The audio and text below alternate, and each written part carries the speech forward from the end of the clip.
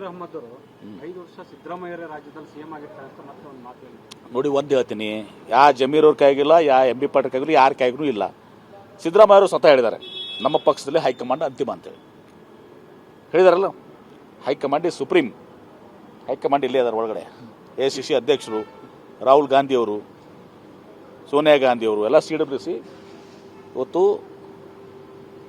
ನಮ್ಮ ಹೈಕಮಾಂಡ್ ಏನು ಹೇಳ್ತದೆ ಅದು ನಡೀತದೆ. ಏನು ಚರ್ಚೆ ಮಾಡಿ ಸಲಹೆ ಕೊಟ್ರೆ ಸರ್, ಏನು ಗೊಂದಲ ಮಾಡ್ಕೊಂಬೇಡಿ ಅಂತ ಈ ಸಮಯ ಏನದು ಅವ್ರಿಗೆ ಮಾತಾಡ್ಸಕ್ಕೆ ಬಂದು ಚೆನ್ನಾಗಿರಲ್ಲ ಕೇಳಕ್ಕೆ ಬಂದಾಗ ನೀವು ರಾಜಕೀಯ ಮಾತಾಡೋದು ಅವರೇ ಮಾತಾಡಿದ್ರು. ನಿಮ್ಮ ಗ್ಯಾರಂಟಿ ಯೋಜನೆಗಳ ಬಗ್ಗೆ ಆಕ್ಷೇಪ ವ್ಯಕ್ತಪಡಿಸಿದ್ದಾರೆ. ಯಾರು ಗ್ಯಾರಂಟಿ ಯೋಜನೆಗಳಿಂದ ರಾಜ್ಯ ಎಲ್ಲ ಬರಡಾಗಿದೆ ಅನ್ನುವಂತ ಮಾತು ಹೇಳಿ. ಹಾಗಾದ್ರೆ ದೇವೇಗೌಡರಿಗೆ ಹೇಳಂತ ಹೇಳ್ರಿ. ನರೇಂದ್ರ ಮೋದಿ ಅವರು ಭಾಳ ಕಡೆ ಕಾಪಿ ಮಾಡಿದಾರ. ಯಾಕೆ ನರೇಂದ್ರ ಮೋದಿಯವರು ಬೇರೆ ಬೇರೆ ರಾಜ್ಯಗಳನ್ನ ಹಾಳು ಮಾಡ್ತಾ ಇದಾರ? ಬಿಹಾರ್ನಲ್ಲಿ ಇವತ್ತು ಅನೌನ್ಸ್ ಮಾಡಿ, ಬಿಹಾರ್ನಾಗ ಅನೌನ್ಸ್ ಮಾಡಿದ್ರಲ್ಲ 10,000 ರೂಪಾಯಿ ಕೊಟ್ಬಿಟ್ಟಿದ್ದಾರೆ. ಸೊ ದೇವೇಗೌಡರಿಗೆ ಹೇಳ್ರಿ, ಮೋದಿ ಅವ್ರದ್ದು ಸ್ವಲ್ಪ ಹೇಳ್ಬಿಡಿ ನೀವು. ಅವ್ರು ಯಾಕೆ ಹಾಳು ಮಾಡಾಕತ್ತಾರ?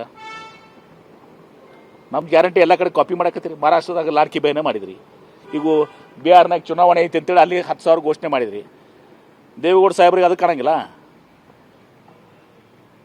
ಮತ್ತು ಇಲ್ಲಿ ಹಾಳು ಮಾಡಿದ್ರೆ ಅಲ್ಲಿ ಹಾಳು ಮಾಡ್ದಂಗೆ ಅಲ್ಲ. ಮತ್ತು ಮೋದಿಯವ್ರು ಯಾಕೆ ಹಾಳು ಮಾಡ್ತಾ ಇದಾರೆ ಅಂತ ಕೇಳ್ರಿ.